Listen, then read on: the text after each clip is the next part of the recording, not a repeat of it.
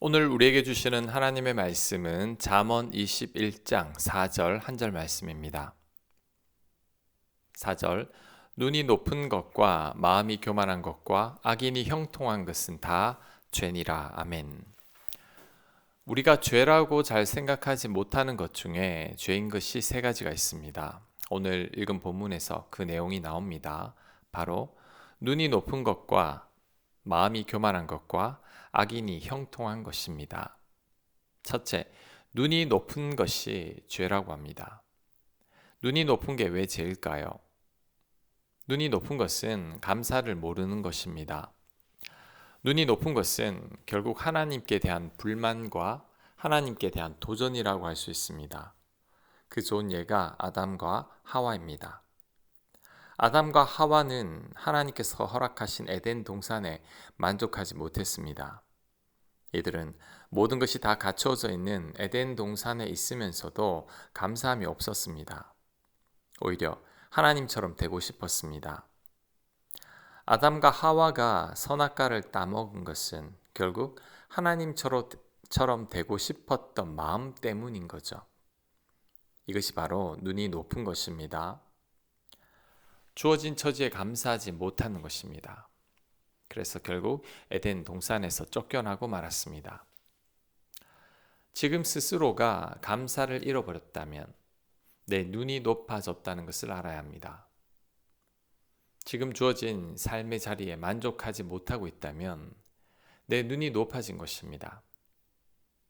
남들과 비교해서 남들보다 앞서고 싶다면 내 눈이 높아진 것입니다. 누군가를 시기하거나 질투하고 있다면 내 눈이 높아진 것입니다. 눈이 높아지면 불행한 삶을 살 수밖에 없습니다. 왜냐하면 만족을 모르고 감사를 모르기 때문입니다. 끝없이 비교하고 경쟁합니다. 더 가지려고 하고 더 높아지려고 합니다. 그러니 삶이 치열해지고 삶에 지치게 됩니다. 우리는 눈을 낮춰야 합니다. 그리고 어떤 형편에 있든지 감사하고 자족할 수 있어야 합니다. 그럴 때 가장 복된 삶을 살아갈 수 있습니다. 두 번째, 마음이 교만한 것이 죄라고 합니다. 마음이 교만한 것은 눈이 높은 것과 비슷하다고 할 수 있습니다. 교만해서 눈이 높은 거죠. 그런데 눈이 높은 것은 앞에서 다루었으니 이번에는 다른 각도로 교만을 살펴보고자 합니다. 바로 내가 잘난 줄 아는 교만입니다. 하나님의 능력인 줄 모르는 교만입니다. 그래서 나를 믿고 살아가는 교만이죠. 신명기 8장 14절입니다. 네 마음이 교만하여 네 하나님 여호와를 잊어버릴까 염려하노라. 여호와는 너를 애굽 땅 종되었던 집에서 이끌어내시고 너를 인도하여 그 광대하고 위험한 광야 곧 불뱀과 전갈이 있고 물이 없는 간조한 땅을 지나게 하셨으며 또 너를 위하여 단단한 반석에서 물을 내셨으며 네 조상들도 알지 못하던 만나를 광야에서 너에게 먹이셨나니 이는 다 너를 낮추시며 너를 시험하사 마침내 내게 복을 주려 하심이었느니라. 그러나 네가 마음에 이르기를 내 능력과 내 손의 힘으로 내가 이 재물을 얻었다 말할 것이라. 아멘. 신명기 말씀은 이스라엘 백성들을 향한 교만을 경고하고 있습니다. 하나님께서 이스라엘 백성들을 종되었던 애굽 땅에서 구원해 내셨습니다. 40년간 메마르고 위험한 광야에서 안전하게 가나안 땅으로 들어갈 수 있게 돌봐주셨습니다. 그런데 이스라엘 백성들은 그것이 자신들의 능력인 줄로 압니다. 자신들이 잘나서 애굽에서 나왔고 광야 40년을 견딘 줄로 알고 있습니다. 이것이 바로 마음이 교만한 것이죠. 마음이 교만하면 하나님을 잘 의지하지 않습니다. 하나님께 도움을 요청하지도 않습니다. 그래서 기도도 잘하지 않습니다. 웬만한 것은 자신의 힘으로 다 해결하려고 합니다. 자신의 지혜와 경험과 재력을 의지합니다. 그래도 안 되면 사람을 의지합니다. 하나님은 좀처럼 의지하지 않습니다.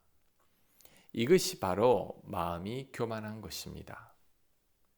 그래서 내 마음이 교만한지를 알고 싶다면 위기나 고난을 만났을 때 내가 어떻게 대처하고 있는지를 보면 잘 알 수 있습니다.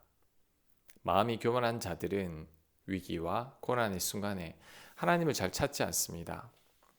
기도에 무릎을 꿇지도 않고 기도하는 자들을 아무것도 하지 않는 답답한 사람으로 여깁니다. 분주하게 뛰어다니고 자신의 힘과 능력으로 다 해결하려고 합니다. 스스로가 혹 이렇다면 마음이 교만한 것입니다. 우리는 스스로를 믿지 말고 의지하지도 말아야 합니다. 자신의 능력도 과신하지 말아야 합니다. 내 능력으로 다 할 수 있을 것 같아도 겸손히 하나님을 찾고 하나님을 의지해야 합니다. 위기나 고난의 순간에 하나님만이 나의 피난처가 되어야 합니다. 범사의 하나님을 인정하며 도움을 구해야 합니다. 그럴 때 마음이 교만하지 않고 하나님 앞에 겸손할 수 있을 것입니다. 자, 세 번째, 악인이 형통한 것은 죄입니다. 사람을 보는 인간의 기준과 하나님의 기준이 다릅니다. 복의 기준도 다릅니다. 인간들은 돈 많고 지위가 높으면 무조건 형통하다고 생각합니다. 형통하기만 하면 복을 받았다고 생각합니다. 하지만 예수님께서 말씀하신 팔복 중에서 인간의 기준으로 복인 것은 하나도 없습니다. 오히려 심령이 가난하고 애통하고 온유하고 의에 줄이고 목마르고 긍휼히 여기고 마음이 청결하고 화평케 하고 박해받는 것이 복이라고 했습니다. 인간들이 말하는 복과는 너무나 거리가 멀죠. 그러니 돈이 많거나 출세했다고 복받았다고 생각하면 안 됩니다. 오히려 악인들이 이렇게 형통한 것이 죄라고 했습니다. 형통한 만큼 죄가 커지니까 오히려 더 큰 심판이 있음을 알아야 합니다. 오히려 우리들은 악인들이 형통한 것을 보고 안타까워해야 합니다. 왜냐하면 악인들이 나중에 받게 될 심판을 잘 알고 있기 때문입니다. 악인들은 형통한 만큼 고통을 당할 것입니다. 그런데도 악인들의 형통을 부러워하는 자들이 있습니다. 지금 이 땅에 사는 동안 악인들처럼 형통했으면 하고 바라는 자들도 있습니다. 절대 그래서는 안 됩니다. 시편 73편의 저자 아삽도 한때는 악인들의 형통을 부러워하고 질투하기까지 했습니다. 그로 인해 실족하고 하나님을 원망하기까지 했습니다. 하지만 그들의 최후를 알고 나자 회복되었습니다. 시편 73편 3절입니다.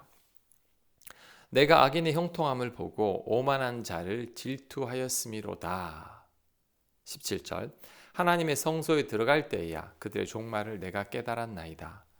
주께서 참으로 그들을 미끄러운 곳에 두시며 파멸에 던지시니 그들이 어찌하여 그리 갑자기 황폐되었는가. 놀랄 정도로 그들은 전멸하였나이다. 아멘. 아삽은 악인들로 인해 화가 났습니다. 그의 실족할 뻔했습니다. 하지만 성소에 들어갈 때 악인들의 종말을 깨달았습니다.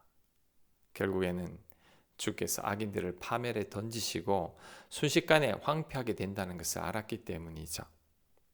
그러니 우리들은 악인들의 형통을 부러워해서는 안 됩니다. 오히려 악인들이 형통할수록 심판을 차곡차곡 쌓는 것과 같은 것입니다. 오늘 우리가 간과하기 쉬운 죄 세 가지를 살펴봤습니다. 눈이 높은 것과 마음이 교만한 것과 악인이 형통한 것입니다. 우리들은 눈이 낮아야 합니다. 마음을 겸손하게 해서 하나님만을 의지해야 합니다.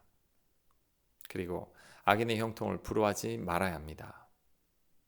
이렇게 살아가는 것이 죄를 짓지 않는 것입니다.